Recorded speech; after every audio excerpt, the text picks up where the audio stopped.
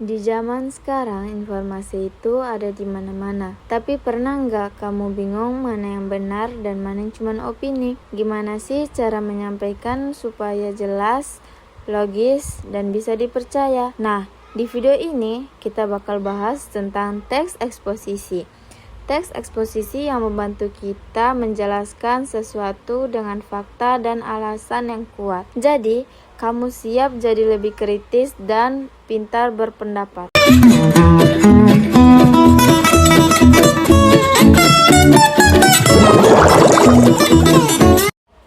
Halo semua, perkenalkan saya dari kelas 10C dari Sekolah SMA Negeri 1 Komodo.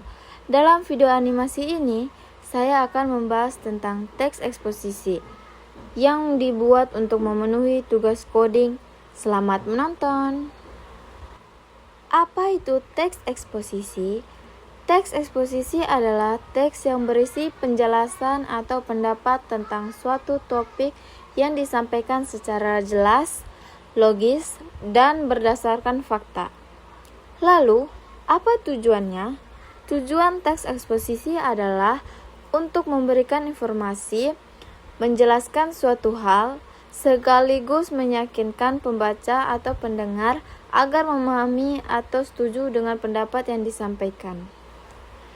Teks eksposisi memiliki 3 bagian utama, yaitu tesis atau pernyataan pendapat. Bagian ini berisi pendapat atau pandangan penulis tentang suatu topik. Contoh, penggunaan gadget secara berlebihan dapat berdampak buruk bagi pelajar. Yang kedua, argumen atau alasan atau bukti. Bagian ini berisi alasan, fakta, atau data yang mendukung pendapat tadi. Contoh, banyak pelajaran menjadi kurang fokus belajar karena terlalu sering bermain gadget. Penegasan ulang atau kesimpulan. Bagian ini berisi penegasan kembali pendapat dengan bahasa yang lebih kuat. Contoh, oleh karena itu, penggunaan gadget perlu dibatasi agar tidak mengganggu proses belajar. Teks eksposisi memiliki ciri-ciri sebagai berikut. Berisi fakta dan informasi yang jelas, bersifat objektif atau tidak memihak secara berlebihan.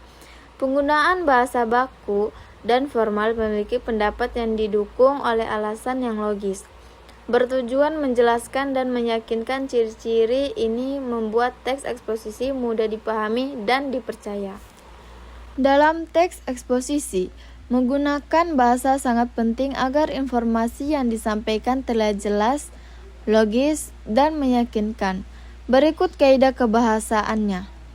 Menggunakan kata hubung atau konjungsi logis. Digunakan untuk menghubungkan alasan dan kesimpulan. Contohnya, karena, sehingga, oleh karena itu, selain itu, namun. Kata-kata ini membantu alur berpikir jadi runtut. Menggunakan kalimat fakta. Fakta adalah informasi yang bisa dibuktikan kebenarannya. Contohnya, data, hasil penelitian, atau kejadian nyata. Ini membantu teks lebih dipercaya. Menggunakan kata teknis atau istilah khusus biasanya sesuai dengan topik yang dibahas. Misalnya dalam topik pendidikan, kurikulum, literasi, evaluasi. Menggunakan bahasa baku dan formal.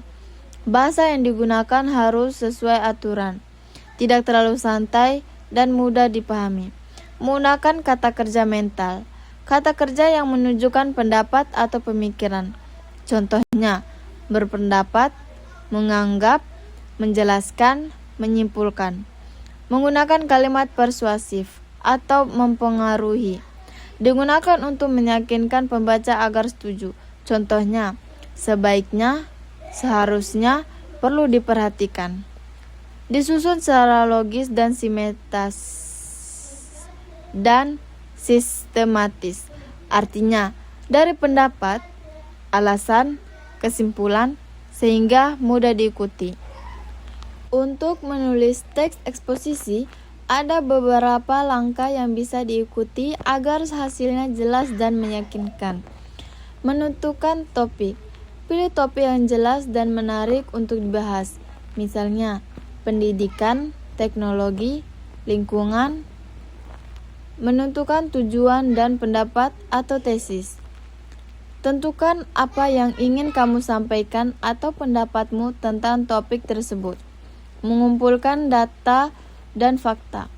Cari informasi yang mendukung pendapatmu, seperti contoh nyata atau data sederhana.